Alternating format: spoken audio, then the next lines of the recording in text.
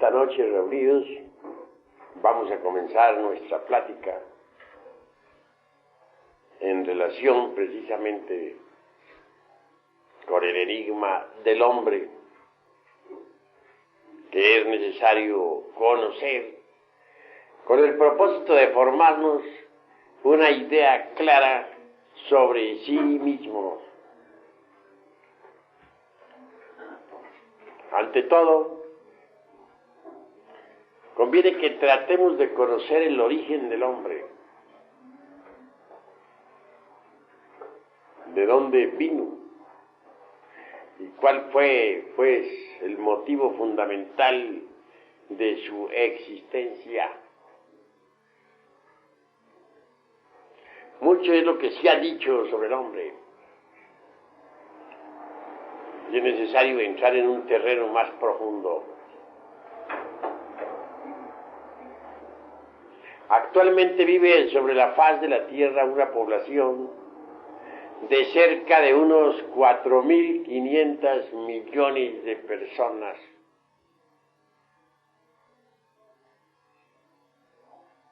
Lo que puebla la faz de la Tierra, obviamente, es la raza aria. Los continentes actuales están densamente poblados: Europa, América, Asia, África, Oceanía. Son 5 continentes donde se desenvuelve una humanidad. Y preguntamos nosotros, ¿de dónde ha salido esta humanidad? ¿Cuál es su origen? ¿Piensan acaso ustedes que esta humanidad que puebla los 5 continentes tuvo su origen en los mismos? Se encontraron restos humanos en las grutas de Grimaldi y Cro-Magnon, y se ha tratado de reconstruir la historia o la prehistoria sobre las razas de Grimaldi y Cro-Magnon. Se han encontrado osamentas de gigantes. En el Brasil se encontró un esqueleto humano, pues, de varios metros, como de 6 o 7 metros de estatura. En distintas partes se han encontrado esqueletos de gigantes. También se han encontrado esqueletos, sobre todo en las cavernas de Cro-Magnon, de seres humanos que parecen simplemente gorilas, orangutanes o algo por el estilo. De todo esto se ha deducido, equivocadamente, que la raza humana posiblemente vino de los simios, los changos. La teoría de Darwin tuvo mucha resonancia en su época, y se pensó que el hombre venía del mono. Este asunto inquieta mucho a la humanidad de tiempo en tiempo. Se trata de saber si el hombre vino del mono o el mono vino del hombre. ¿Quién vino de quién? Por épocas se apacigua esta inquietud, y por épocas resurge nuevamente la misma inquietud. Por ahí, un pseudocientífico, una especie de nene consentido de mamá, tuvo la idea de que la raza humana venía de los salvajes, decía él. Claro, esto le gustó mucho a mamá, pero al fin y al cabo no resolvió nada. ¿Quién vino de quién?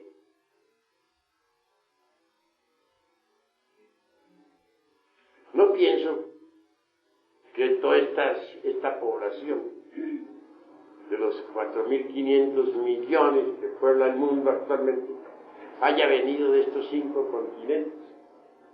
No lo pienso porque resulta que el mundo ha cambiado su fisonomía varias veces. Antes de tener esta fisonomía que ustedes ven en el mapa o en cualquier hemisferio, tuvo otra fisonomía distinta. Hay mapas más antiguos. Existen mapas diferentes, se han encontrado en otros rincones del mundo, donde la fisonomía de la Tierra parece distinta. Así no ha tenido siempre los mismos continentes, ni ha tenido siempre la misma fisonomía. En otro tiempo tuvo otra fisonomía distinta. Lo que hoy son polos era Ecuador. Lo que hoy es Ecuador fue polos. Entonces los actuales continentes no existían, o existía parte de ellos, que surgía del fondo de los mares. Y había un continente densamente poblado. Estaba ubicado en el Océano Atlántico.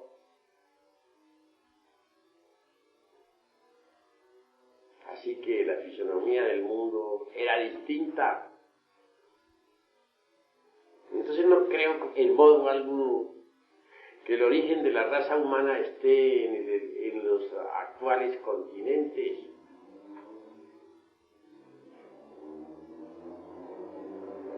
Cuando la raza humana se desenvolvió en la antigua Atlántida, fue muy diferente.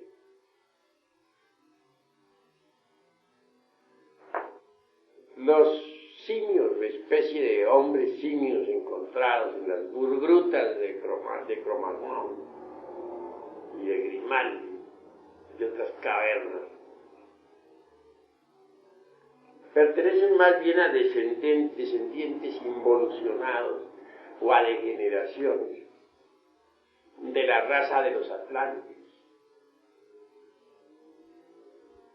Yo digo que así como existe la evolución en las plantas y la involución también, que así como existe evolución en los animales e involución también en los humanos, etc., también tiene que existir la evolución y la involución en las civilizaciones. Por ejemplo, cuando uno platica con ciertas tribus del mundo, situadas ya en el occidente o en el oriente, se da cuenta de que tienen tras de sí enormes civilizaciones. Conservan en su memoria leyendas que corresponden a sus antepasados desaparecidos de antiquísimas civilizaciones. Y hablan de tales antepasados con mucho éxtasis. Los mismos caníbales, que parecen tan primitivos, tras de sí tienen tradiciones enormes. Conservan tradiciones de épocas inmemorables, de enormes ciudades, etcétera, etcétera, etcétera. Entonces no son primitivos, son sencillamente degenerados, involutivos. Ciertas tribus muy crueles, sanguinarias, salvajes, son involuciones o descendientes de antiguas civilizaciones. Es difícil encontrar hoy en día gentes verdaderamente primitivas. Es que las razas humanas evolucionan e involucionan.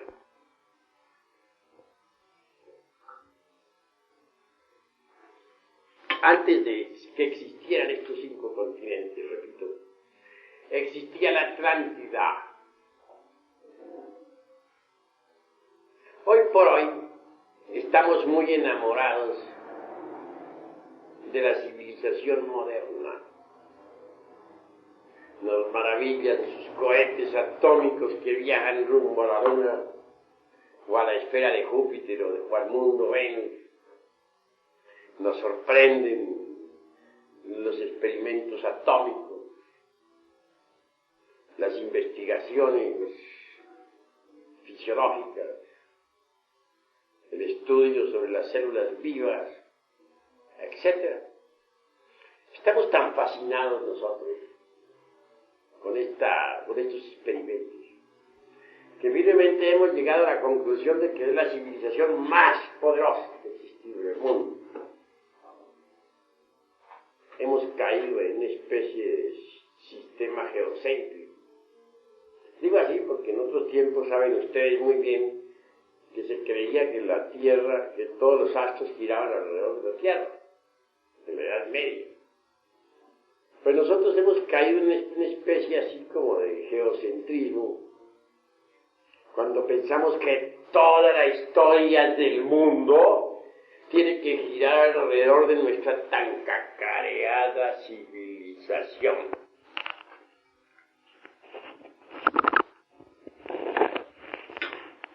Pienso que se necesita una especie de biocentrismo moderno, un nuevo Newton,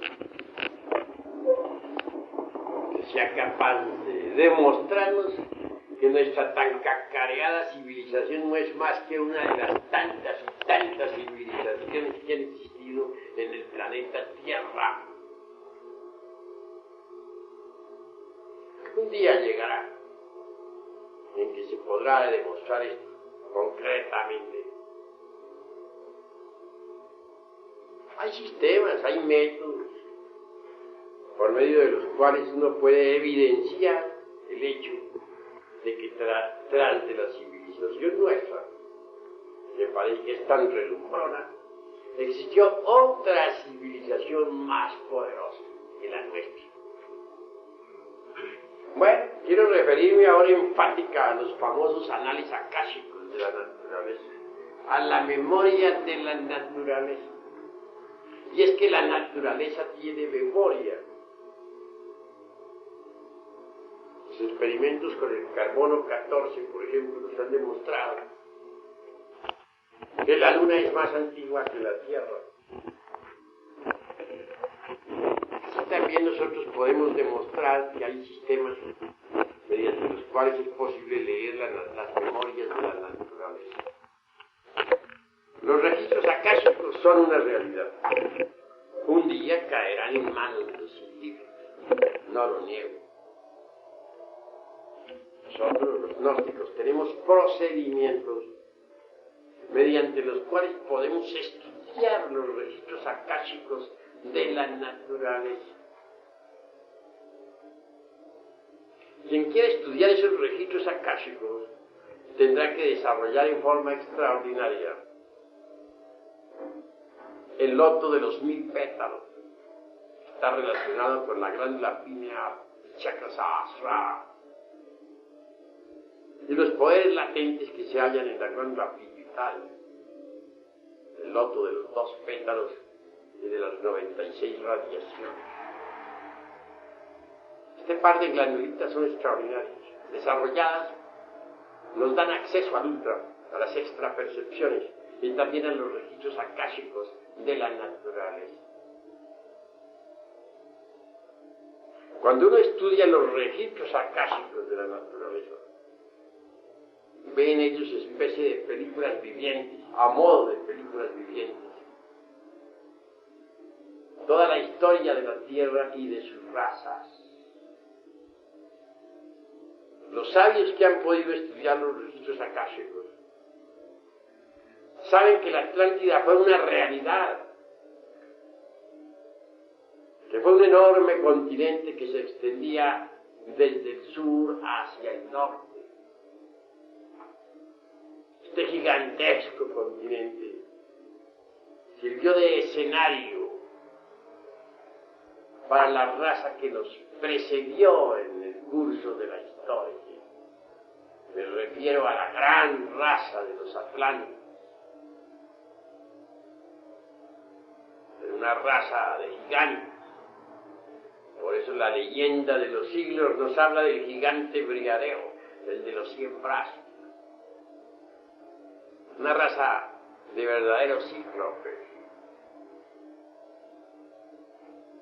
Tal raza llegó a tener una civilización poderosa, millones de veces más poderosa que la nuestra. En materia de trasplantes, trasplantaban vísceras de toda especie, hígados, riñones, corazones, y lograron hasta el trasplante de cerebros. Eso fue formidable. En el campo de la física nuclear, consiguieron el alumbrado atómico en forma masiva. Todas las ciudades usaban el alumbrado atómico. Los campos estaban iluminados por energía nuclear. Las casas por energía atómica. Dentro del terreno de la mecánica, puedo asegurarles que sus automóviles no solo eran anfibios, sino que podían también volar por los aires. Y eran propulsados por energía nuclear. Extraían la energía no solamente del uranio y del radio, sino de muchos otros metales y de muchos granos vegetales también. Y les salía muy barato. En materia de navegación aérea, tuvieron naves más poderosas que las actuales. Verdaderos barcos voladores o buques volantes, propulsados por energía nuclear. Viajes a la Luna los hicieron mejores que los que están haciendo ahora tirios y troyanos. Tuvieron cohetes atómicos sorprendentes con los que viajaban a la Luna. Y no solamente descendían en la Luna aquellos astronautas, descendían también en cualquier planeta del sistema solar. De manera que nosotros no les damos ni a los talones, con nuestra tan cacareada civilización y esta pseudosapiencia moderna, no les damos ni a los talones, no servimos ni para limpiarles el polvo de los zapatos a los atlantes.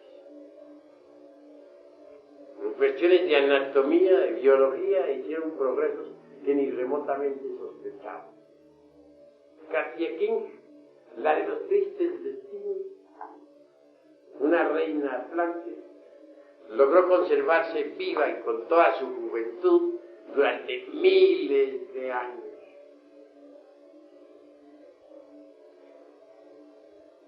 Desgraciadamente, y ahí como se inició la decadencia de la civilización atlante, ella estableció una antropofagia solar digna de lamentarse. Así comenzó la degeneración o involución de los atlantes. Se sacrificaron entonces doncellas, jóvenes, etcétera, a los dioses, con tales o cuales propósitos. Luego esos cadáveres, cualquier cadáver sacrificado, joven, era llevado al laboratorio. De allí se le extraían determinadas glándulas que necesitaba la famosa Quetzalcoatl, la de los tristes destinos. Y esas glándulas servían para reemplazar glándulas gastadas de Quetzalcoatl. Pero no solamente se extraía de los cadáveres simplemente las glándulas físicas, no. Hoy los famosos científicos modernos que están tan degenerados ya no saben manejar los principios de la vida. Sabios atlantes sí sabían manejar los principios vitales contenidos en las glándulas endócrinas.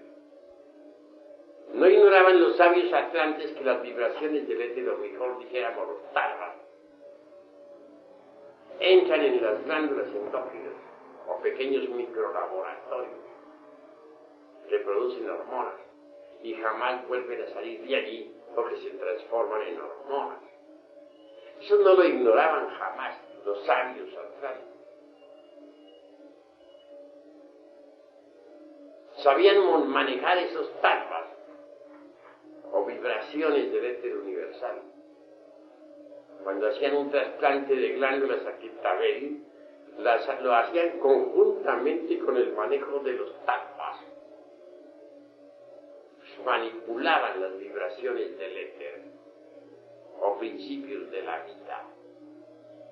De manera que esos científicos eran inmensamente superiores a los endocrinólogos modernos, que nada saben de estas cosas, que ignoran hasta la existencia de los talpas, pues nunca se han tomado la molestia de estudiar a Rama Prasad o al doctor Brugere. Fueron enormemente aventajados los atlantes. Existía una ciudad, una universidad, Atlante maravillosa. Quiero referirme en forma enfática a la sociedad acaldana, una verdadera universidad de sabios. Estos estudiaron la ley del eterno Ectaparaparchina, la ley del 7, a la maravilla. Aprendieron a concentrar los rayos solares para hacerlos penetrar en determinadas cámaras. Sabían transformar los 7 colores del prisma solar, es decir, sacaban la positiva o diapositiva de los rayos del prisma solar.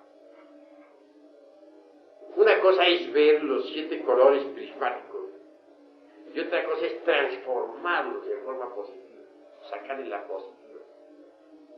Los científicos modernos han estudiado los 7 colores fundamentales del espectro solar, pero no les han sacado la diapositiva a esos 7 colores. Los sabios atlantes sabían sacarle la positiva real a los 7 colores del prisma solar. Y con esa positiva de los 7 colores realizaban verdaderos prodigios. Recuerdo al efecto el caso de 2 sabios chinos que hicieron experimentos también al estilo de Atlante con los 7 colores del espectro solar. Sacando la positiva, por ejemplo, de los 7 colores, pusieron, por ejemplo, opio ante un rayo coloreado. Entonces pues, vieron cómo el opio se transformaba en otras sustancias. Pusieron un pedazo de bambú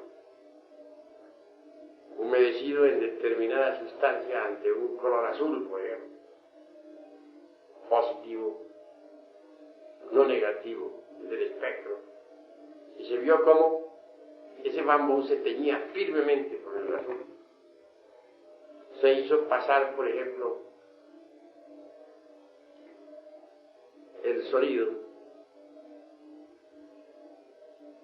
tales notas, por ejemplo, la nota do, re o mi,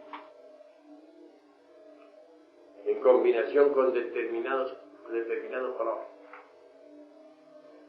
Y se vio cómo la nota alteraba el color, le daba el color, otro color completamente diferente. Se usaron los 7 rayos en su forma positiva para realizar prodigios en el continente Atlante. Se estudió a fondo la ley del eterno Ectaparaparchina. Sabio que usaba leche de cabra mezclada con resina de pino sobre una placa de mármol. Vio cómo al descomponerse aquella leche, la resina, formaba 7 capas distintas. Le indujo en la Atlántida a estudiar la ley del eterno Ectaparaparchina, la ley del 7.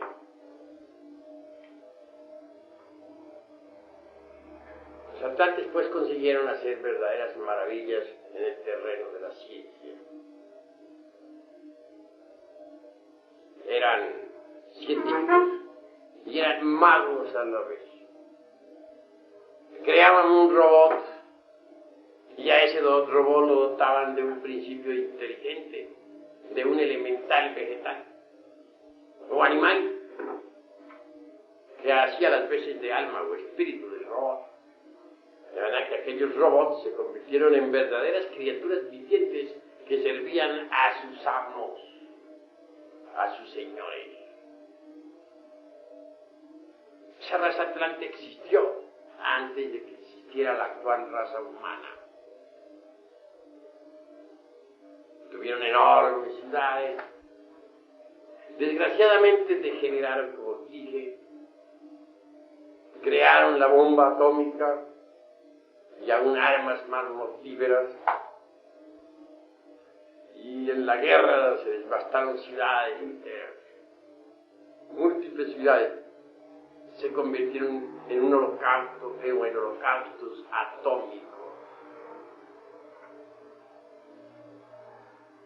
Si creemos ser nosotros los sabios más grandes del universo, estamos equivocados. Porque tras de nosotros existió una raza más poderosa, más civilizada, más culta. En verdad que nosotros junto a ellos no somos sino bárbaros, incivilizados e incultos.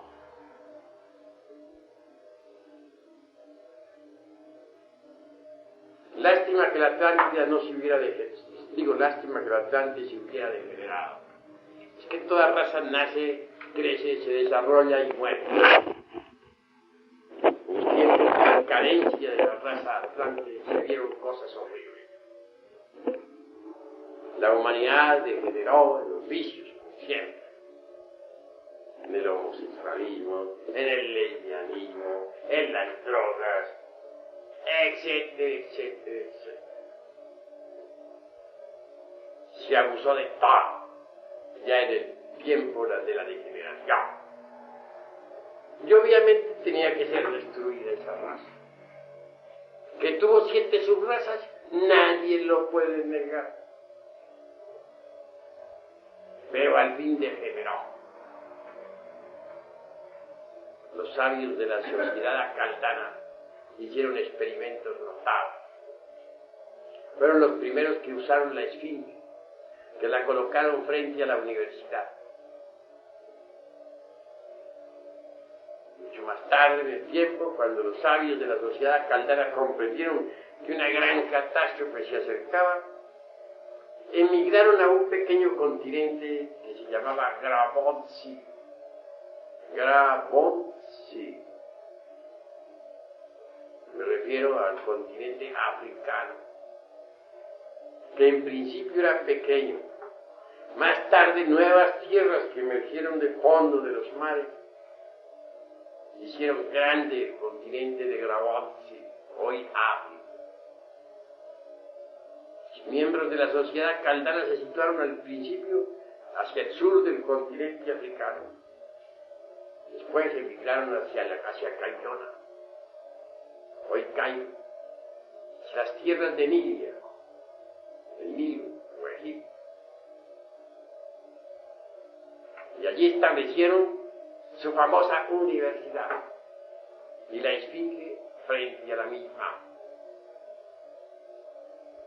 Las garras del león de la esfinge representan el fuego. La cabeza de la esfinge representa el agua. Las patas de toro de la esfinge representan el elemento tierra. Las alas de la esfinge representan el elemento aire. 4 son las virtudes que se necesitan para poder llegar uno a la autorrealización íntima del ser. Hay que tener el valor del león, la inteligencia del hombre, las alas del espíritu y la tenacidad del toro. Solo así es posible llegar a la autorrealización íntima del ser. La sociedad acaldana en Cayona, hoy en Cairo, estableció un templo de astrología. Entonces se estudiaban los astros, no con telescopios como se hace hoy en día, sino con el sexto sentido. Cuando se examinan las pirámides, sobre todo la gran pirámide, se ve a modo de tubos ciertos canales que van desde el fondo, desde la profundidad de una cripta subterránea, hacia arriba, hacia la parte superior de la pirámide. Mucho se ha pensado o conjeturado sobre tales canales, pero esos eran telescopios. Y el observatorio no estaba arriba, sino abajo, en el fondo mismo de la cripta. Allí se ponía un recipiente con agua. En determinada fecha se sabía que tal astro sería visible. Ciertamente se reflejaba en el agua. Los adeptos de la astrología observaban en el agua al astro en cuestión, no solamente con las facultades físicas, sino psíquicas. En vez de mirar hacia arriba, miraban hacia abajo, hacia el agua. Y allí en el agua, con el sexto sentido, estudiaban los astros. Los hermanos de la sociedad caldana, los grandes sabios, eran astrólogos muy sabios. Nacía un niño y de inmediato le levantaban su horóscopo. No horóscopos al estilo moderno,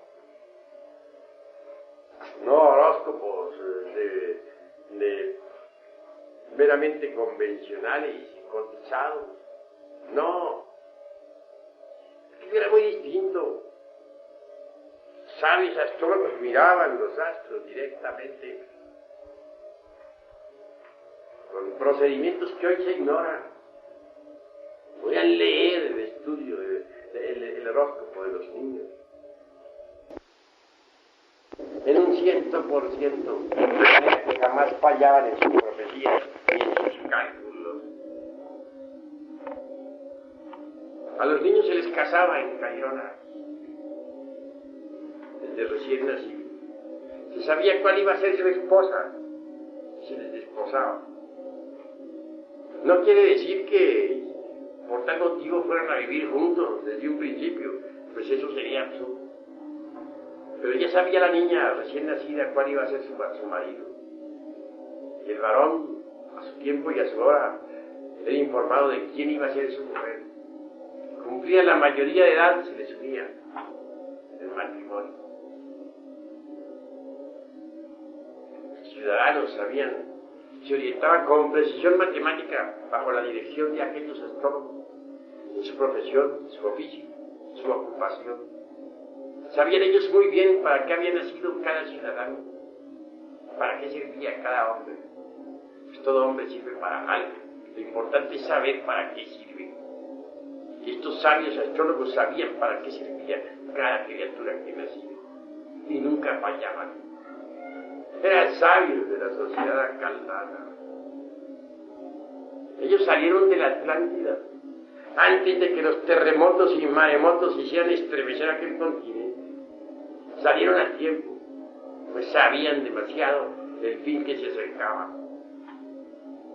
Claro, cuando vino la revolución de los ejes de la Tierra, cuando los polos se convirtieron en Ecuador, cuando el Ecuador se convirtió en polo, cuando los mares se desplazaron y la Atlántida se resquebrajaba en pedazos para sumergirse en el fondo del tenebroso océano. Los atlantes, incuestionablemente, ya habían sido advertidos. Fue entonces cuando las multitudes espléndidamente vestidas se reunieron en los templos. Uno de ellos fue el templo de Ramú. Enjolladas las mujeres y los hombres espléndidamente vestidos clamaban diciendo: Ramú, sálvanos. Al fin apareció Ramú en el altar. Las multitudes lloraban pidiéndole, sálvanos. Ramú les contestó: vosotros pereceréis, con vuestras mujeres y con vuestros hijos, con vuestros bienes y con vuestros esclavos. Ya os lo había advertido. ¿a qué viene esta súplica? Y así como todos ustedes morirán, así también vendrá una nueva civilización que se levantará en tierras nuevas, refiriéndose a nuestra raza aria. Y si ellos proceden como nosotros, como ustedes han procedido, perecerán también. Es necesario saber que es más indispensable dar que recibir, y saber dar que se recibe. ¿Verdad? De nada sirvieron las palabras de Ramón. Cuentan que el humo y las llamas ahogaron sus últimas palabras. Se hundió la Atlántida con todos sus millones de habitantes. Hoy yacen palacios enteros allá en el fondo del océano. Sirven de habitáculo a las focas y a los peces. Ciudades enteras se hallan sumergidas en el fondo del océano Atlántico. Pero es que ese gigantesco continente, más grande que toda América junta, desde el Canadá hasta la California, hasta la Argentina, Chile. Enorme continente con una poderosa civilización. Así que nosotros, señores, no tenemos nada muy especial. La Atlántida, la civilización actual, no es la primera, tampoco será la última. Ni es la más elevada, ni es la más grandiosa. Hasta ahora ha sido la más pobre, la más degenerada. ¿Tenemos acaso nosotros actualmente, o hemos nosotros actualmente conquistado el espacio? Ya somos capaces de viajar en cohetes atómicos a Marte, a Mercurio o a Venus. Este proyecto, pueden haber lindos proyectos, pero actualmente ya lo hacemos. En materia de trasplantes, ya se trasplantan cerebros. Ya somos capaces de crear robots dotados de principios inteligentes. Nada de eso. Entonces no tenemos por qué tener la presunción de ser los más poderosos. Y esta nuestra tan cacareada civilización moderna perecerá. Y de toda esta perversa civilización de víboras no quedará piedra sobre piedra. Babilonia la Grande, la madre de todas las fornicaciones y abominaciones de la tierra, será destruida antes de muy poco tiempo. Nos sentimos muy grandes con nuestros aviones supersónicos, somos los amos de la creación, pero antes de poco no quedará nada, absolutamente nada, de esta perversa civilización de víboras. Así que antes de que existiera esta raza que puebla los 5 continentes, existió la raza Atlante. Descendientes de Atlántida están los mayas, por ejemplo. Los mayas emigraron ya hacia el Tíbet, ya hacia Egipto, ya hacia Centroamérica. Parece increíble, pero en el Tíbet todavía se habla maya. Y el lenguaje maya es un lenguaje sagrado, ritual del Tíbet.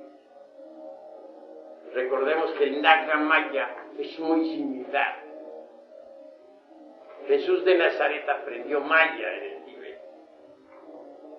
Aquella frase de Jesús, Elí, Elí, lama sabachthani, Señor, Señor. Dicen algunos, ¿cómo me habéis glorificado? Otros dicen, Señor, Señor, ¿por qué me habéis abandonado?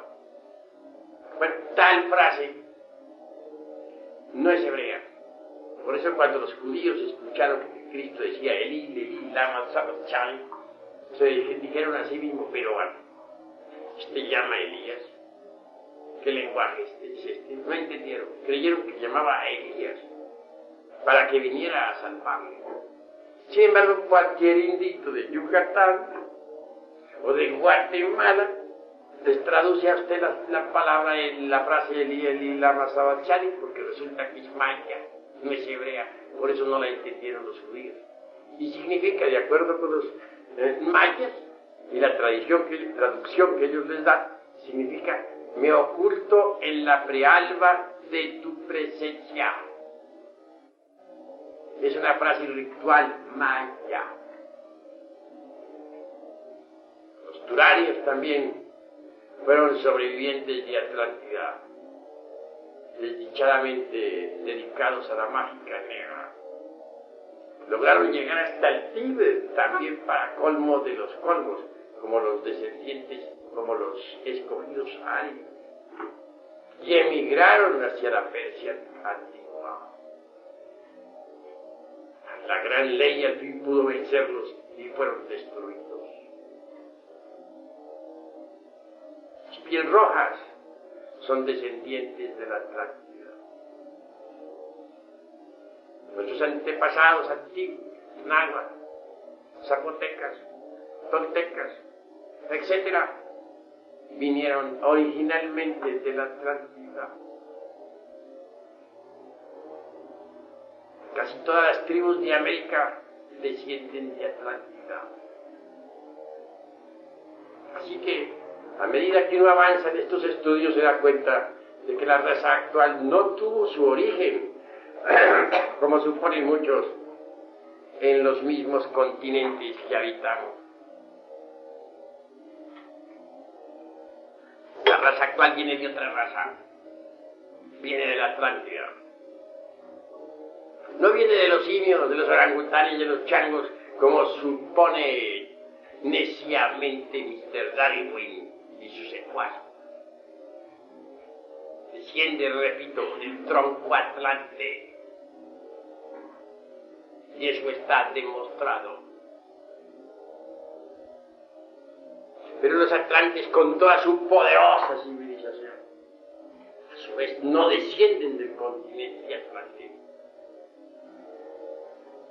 Atlántida, con toda su civilización, fue grandiosa, pero los atlantes no descienden de Atlántida, descienden de Lemuria. La Lemuria fue un continente aún más antiguo que el continente atlante.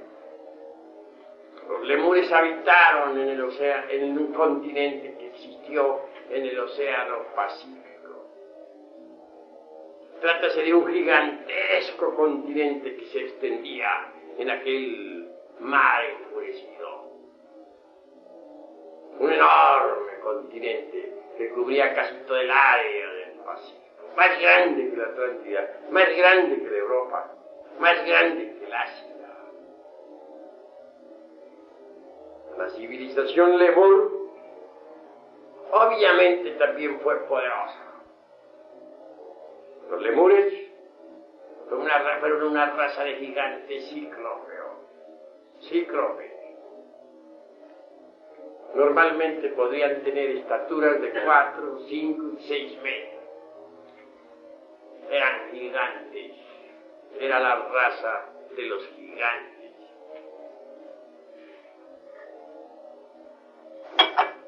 La Lemuria tuvo una poderosa civilización también. Enorme, formidable. En la Lemuria se levantaron enormes ciudades cíclopes, rodeadas de murallas, de piedras, de lava y de lava de volcanes. Muchas gentes habitaron también en los campos, como ahora. Al principio, en la época prelemúrica, podemos decirles a ustedes que existió una raza de hermafroditas lemures. La división en sexos opuestos fue en la época postlemúrica. Así podemos dividir la Lemuria en dos mitades, o la raza lemúrica en dos tiempos. Primer tiempo, existencia de los hermafroditas. Segundo tiempo, división de la raza en dos sexos. Miremos la raza humana en principio. como hermafroditas. No existían los sexos separados. La raza era hermafrodita. Entonces, cada individuo sagrado, lemur, tenía los órganos sexuales masculino y femenino totalmente desarrollados. Se reproducían mediante el sistema de gemación. Aquel hermafrodita eliminaba de sus ovarios, naturalmente, mediante el menstruo, en determinado tiempo, un óvulo o huevo perfectamente desarrollado, del tamaño que puede ser de un ave, con su envoltura calcárea completa. Ese huevo, colocado en un ambiente especial, dentro de su interior gestaba una nueva criatura. Y al fin, cuando esa criatura salía del cascarón, se alimentaba de los pechos del padre-madre, normalmente. Así se reproducían los lemures. El acto sexual no existía, porque cada subindividuo era completo por sí mismo. Su reproducción era mediante el sistema de gemación. Mas sucedió que cuando llegó la época post-lemúrica, se realizó a través de varios millares, quizás 1 millón de años. No fue de la noche a la mañana. Por eso se dice que Eva fue sacada de la costilla de Adán. Es un símbolo para representar la división en sexos opuestos. Cuando ya vino la división total en sexos opuestos, entonces se necesitó de la cooperación para crear. El menstruo siguió existiendo en la mitad femenina, en el elemento femenino. Pero ya ese óvulo nacía infecundo, o venía infecundo. Se necesitaba la cooperación con el sexo masculino para que el óvulo fuera fecundado y así poder reproducir la especie. Los Elohim creadores, los Kumaras, reunían a las gentes para la reproducción en determinadas épocas del año.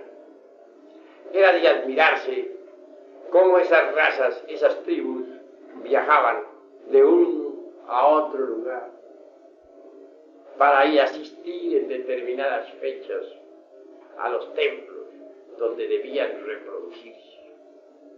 El acto sexual jamás se realizaba fuera del templo.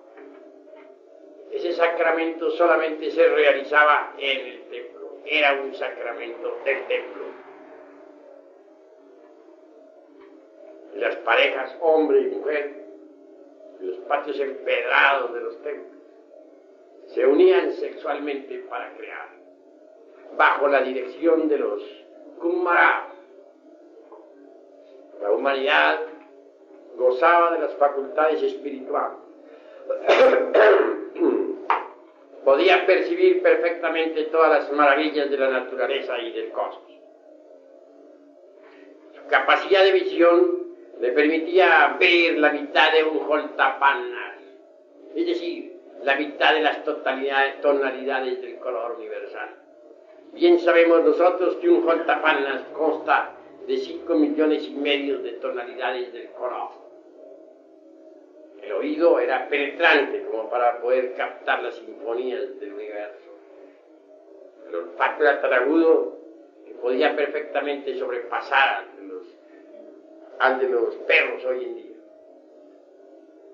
Era una humanidad que podía usar en su alfabeto 51 vocales y 300 consonantes articulables. no había degenerado pues el poder del verbo, de la palabra. Se hablaba en el lenguaje universal y tenía poderes sobre el fuego, sobre el aire, sobre las aguas, sobre la tierra. Era una humanidad superior, millones de veces superior a la nuestra. Construyó poderosa civilización. También supo utilizar la energía del átomo y los rayos cósmicos. Tuvo naves con las que viajó a través del espacio infinito. Naves maravillosas. Cualquier ser humano en la Lemuria podía vivir 1000 años, unos 12 a 15 siglos, es decir, algo más de 1000 años. Era una raza fuerte, vigorosa, podía perfectamente agarrar una enorme piedra y lanzarla con gran fuerza hacia lejos. Una piedra que hoy necesitaríamos nosotros para moverla, una poderosa grúa, quizás ni con la grúa lo hicieran. Así que los lemures fueron una raza vigorosa, muy fuerte. Sin embargo, el origen de la raza de los lemures tampoco estuvo en el Pacífico, como se cree. Los antepasados de la Lemuria estuvieron en el continente hiperbóreo, que como especie de herradura cierra alrededor del polo sur. En el continente hiperbóreo existía una raza poderosa de andróginos, ya no de hermafroditas, sino de andróginos. No era una raza que simplemente pudiera posarse sobre la corteza terrestre como los lemures. No, los hiperbóreos fueron diferentes, flotaban en la atmósfera de aquellos días. Sin embargo, crearon su civilización. Muchos han pensado que los hiperbóreos jamás conocieron la guerra, pero en realidad de verdad sí hubo una raza de hiperbóreos que supo hacer guerras. Entonces, los reinos mineral, vegetal, animal y humano se mezclaban mucho. Existían minerales, vegetales, minerales, animales, vegetaloides y vegetaloides, animales. En cuanto a los seres humanos, eran completamente andrógenos. Podían alargar sus cuerpos a voluntad hasta tomar enormes estaturas o disminuirlas hasta el estado del punto matemático. Se reproducían como se reproducen los corales. Así se reproducían. Es decir, por brotación. Bien sabemos que hay plantas que pueden reproducirse por simple brotación, que siembra uno un retoño y crece y se desarrolla. Así también de aquellos cuerpos podían nacer algún brote que luego se desprendía y daba origen a una nueva criatura que se alimentara del padre-madre. Una raza muy guerrera, hombres altos y delgados, protegidos con grandes escudos y empuñando lanzas. Lanzaban armas, usaban armas desconocidas, peleaban contra otras tribus. Los hiperbóreos vivieron en una época muy distinta de la historia del mundo. Poseían la visión espiritual totalmente desarrollada, es decir, tenían la glándula pineal sobresaliente que les permitía ver el ultra de todas las cosas.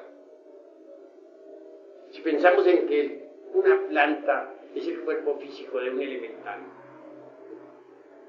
entonces cada planta tiene alma, y el alma de cada planta es un elemental vegetal. Los hiperbóreos, cuando miraban un bosque, no lo veían como lo vemos nosotros hoy en día, como un conjunto de árboles o algo por el estilo. Porque para ellos ese bosque era un bosque de gigantes con enormes manos que como las de Briareo, de los 100 brazos, claro, se movieran a derecha e izquierda. El bosque no era algo silencioso, sino que se escuchaba por aquí, por allá y acullá las voces de los colosos gigantes. Es decir, las voces de los elementales de los árboles gigantescos. Era otro modo de ver las cosas, no como las vemos ahora con esta vista degenerada, con esta vista miserable que poseemos, que solamente ve la cosa física. Era otra vista, era la vista que nos permitía ver las dimensiones superiores de la naturaleza y del cosmos. Era una vista diferente, penetrante, omnisciente. Veíamos la Tierra como era y no como aparentemente es. No como la estamos viendo ahora. Había conocimientos y sabiduría superiores a los que ahora poseemos. Todo lo que sabemos nosotros ahora no sirve más que para estructurar un poco el intelecto. Y eso es todo. Los hiperbóreos eran más sabios. Y estaban gobernados por el superhombre. Por los superhombres de todos los tiempos y de todas las edades. Y tuvieron reinos y civilizaciones.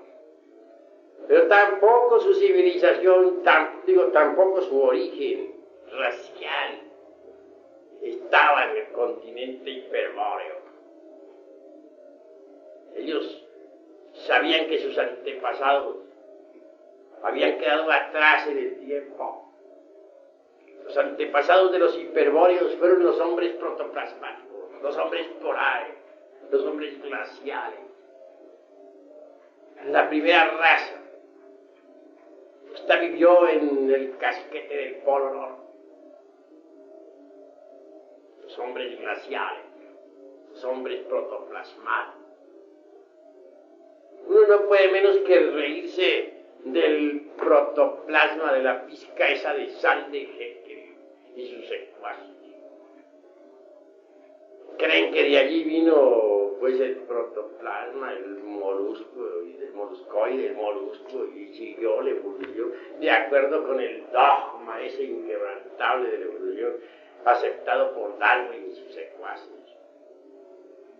No, el protoplasma tiene más antigüedad, tampoco es el protoplasma ya aquel de otros autores flotando en el océano, no.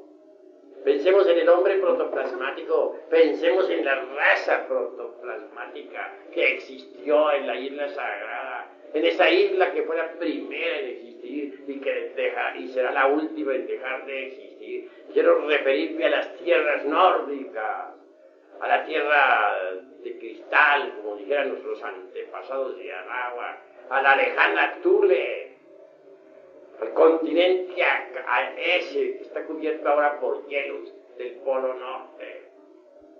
Dicho continente ocupaba en aquella época la zona ecuatorial del mundo, puesto que la posición era diferente. El Ecuador actual era polo, y los polos eran Ecuador. Había enormes y profundos bosques, y se creó una gigantesca civilización polar. La tierra era de un color azul, magnífico, bellísimo. Las montañas eran transparentes como el cristal. La raza humana se reproducía por el sistema ese que conocemos todavía en nuestro organismo, en la sangre, el de la división celular. Bien sabemos que una célula se divide en dos y comienza el proceso de gestación de los 9 meses. La célula germinal se divide en dos, las dos se dividen en 4, las 4 en 8 y así comienza el proceso de gestación, el proceso de división celular. Todavía existe ese proceso en nuestra sangre. ¿Por qué existe? Porque existió. Y los hombres polares se reproducían, era con ese proceso. En determinado tiempo el organismo del padre-madre se dividía en dos, como se divide la célula viva. Y así se reproducía. Por el proceso, pues, de división celular.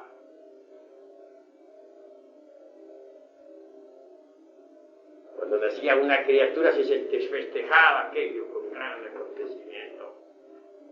Los templos se reunían los hierofantes para trabajar sobre los elementos. Y los símbolos esotéricos se usaban en aquella época de forma diferente para indicarnos que la vida iba hacia la materialización, hacia lo físico. Los hombres de la época polar podían alargar su cuerpo a voluntad, o achicarlo hasta convertirlo como un punto matemático. Eran andróginos y tan pronto podían poner a flote el aspecto masculino para aparecer como hermosas damas, o sumergir dentro de sí mismo el aspecto masculino para aflorar, poner a flote su aspecto masculino. Es decir, eran verdaderos andróginos divinos. Su imaginación se reflejaba en el firmamento estrellado. Platicaban con los dioses de la aurora del Mahamantara, cara a cara. Parlaban en el verbo de oro, que como un río de sol corre, un río de oro corre bajo las selvas espesas del sol. Entonces Uriel, gran maestro venido de Venus, les enseñó las artes y las ciencias. Uriel dejó un libro escrito con runas, libro que estudiaron entonces los hombres de la época polar, o de la época primaria, si se les quiere llamar, la raza protoplasmática. Todo esto está escrito en los registros akáshicos de la naturaleza. Si ustedes desarrollan la epífisis y la hipófisis, con ese par de glándulas debidamente concentrados, podrán revisar todos estos escritos, podrán verificar por sí mismos lo que actualmente estoy diciendo.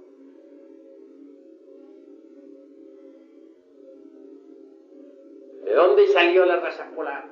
¿Cuál fue su origen? Ellos sabían muy bien que se habían desenvuelto en una época anterior.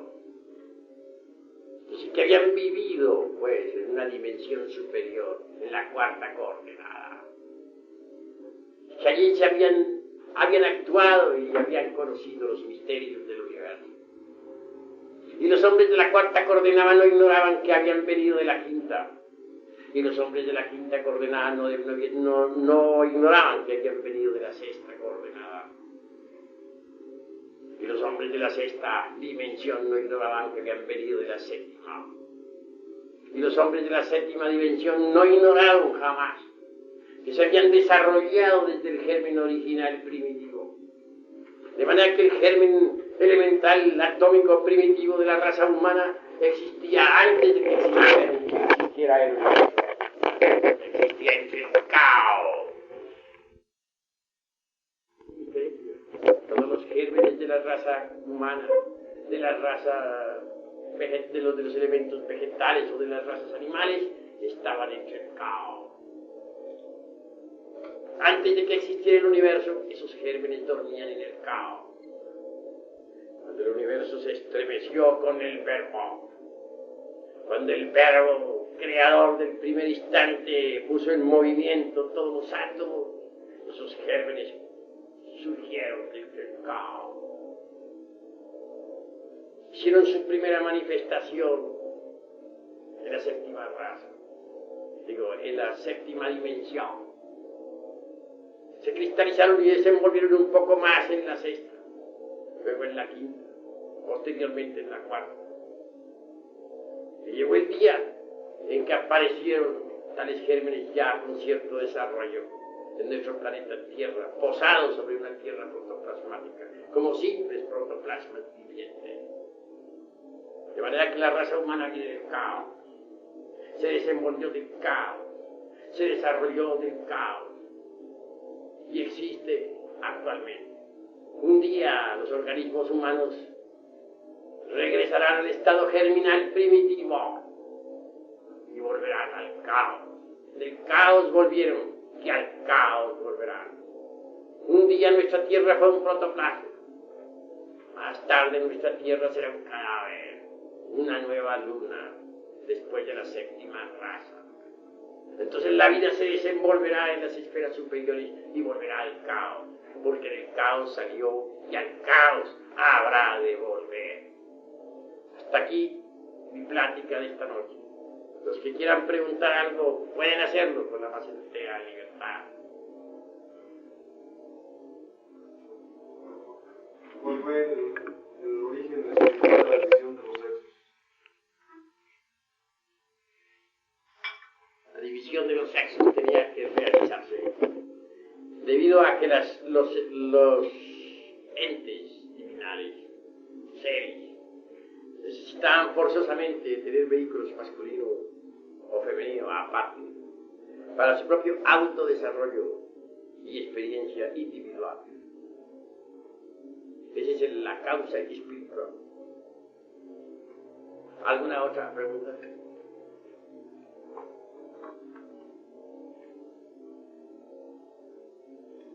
Todos pueden preguntar con la más entera libertad.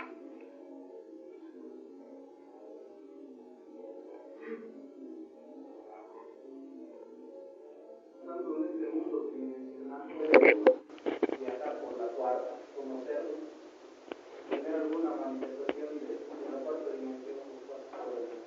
Ayer anoche precisamente dimos aquí una conferencia sobre eso y explicamos lo que es la cuarta vertical y cómo entrar conscientemente con cuerpo físico en la cuarta dimensión. Dijimos anoche que es posible que el cuerpo físico entre en la cuarta vertical. Dimos una clave. Hablamos precisamente sobre Harpócrates o Harpócrates. Dijimos que si uno se concentraba profundamente en Harpócrates, a tiempo de dormirse. Dijimos que si uno imaginaba un huevo de color azul y que si con su imaginación se sentía como un pichón dentro de ese huevo imaginado. Dijimos que si la concentración era profunda e invocábamos a Harpócrates, llegaría un momento en que sentiríamos una especie de rasquiña en el cuerpo. Si nos rascábamos, perdíamos la oportunidad. Todo eso lo dijimos explicándolo aquí. Entonces aclaramos. Si en tales instantes se sentía uno como inflado, como regordete, y se levantaba de su cama lleno de fe, penetraría con la ayuda de Harpócrates o Harpócrates en la cuarta vertical, donde podría estudiar los misterios de la vida y de la muerte. Hablamos ampliamente anoche sobre la ciencia fina. Hoy no me propongo hablar tanto sobre la ciencia fina, puesto que hoy estamos hablando exclusivamente sobre antropología gnóstica. ¿Alguno otro tiene algo que preguntar? Desde el caos que usted menciona, desde ahí se empezó a gestar esos yoes. Los yoes nada tienen que ver con el caos. Son una creación diabólica de nosotros, de nuestros errores, de nuestros defectos, aquí y ahora. El caos es el caos. Y la razón de ser del caos es el mismo caos. El caos es sagrado. Allí están latentes los gérmenes de la vida. Allí se desarrollan y desde allí se desenvuelven y descienden luego de dimensión en dimensión hasta aparecer aquí en forma concreta. Eso es todo. ¿Alguna otra pregunta? Sí, hermano. Quería yo preguntarle respetuosamente si hay escrito documentación sobre la brillante conferencia que acabamos de escuchar de Tsunami. Si hay en alguna forma que podamos llegar hasta nuestro intelecto, donde podemos esas fuentes, si tiene algunos libros sobre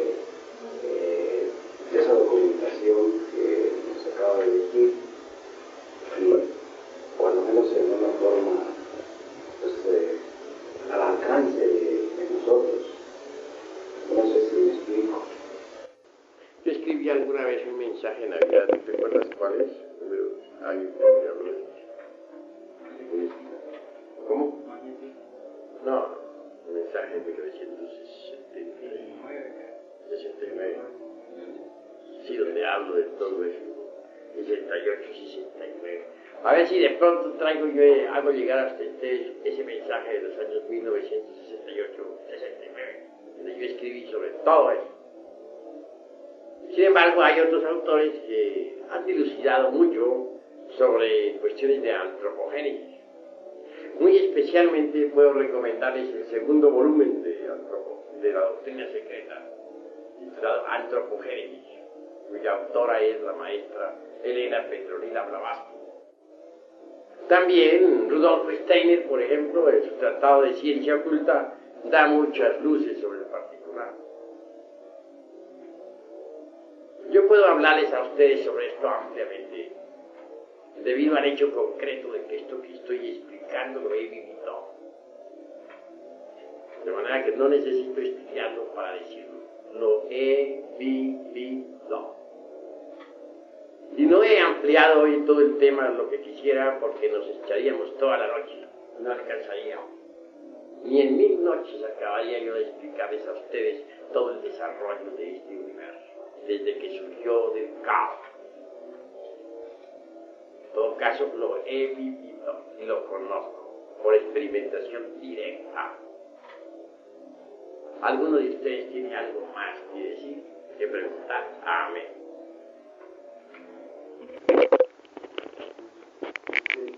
Hay un libro, me parece, de John Milton, habla mucho del caos y del cosmos. Hay mucha diferencia, porque caos se entiende como desorden y cosmos como el orden.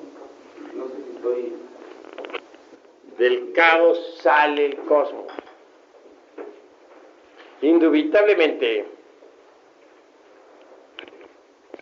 mediante la ley del 3, es decir, mediante el santo Triamatzikamno, es posible realizar creaciones de unidades nuevas.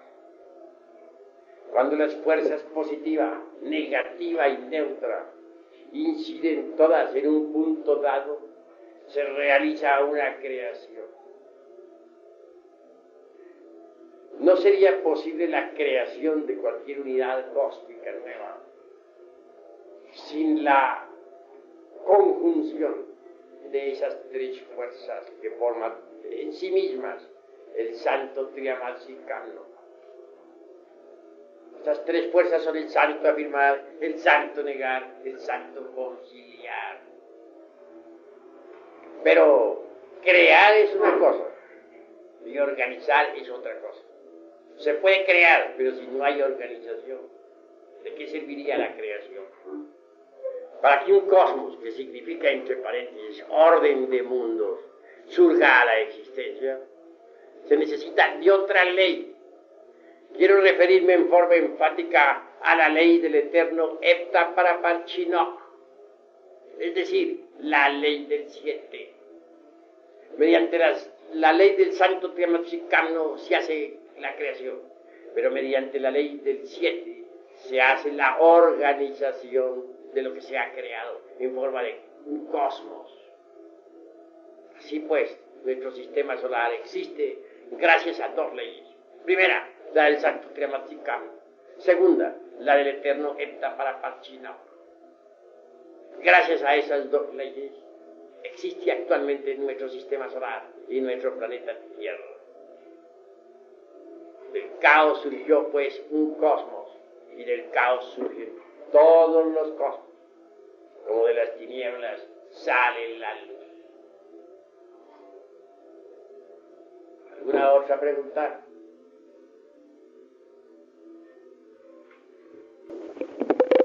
Bueno, como no escucho aquí, no hay más preguntas, daremos por terminada esta plática. Paz y diferencia.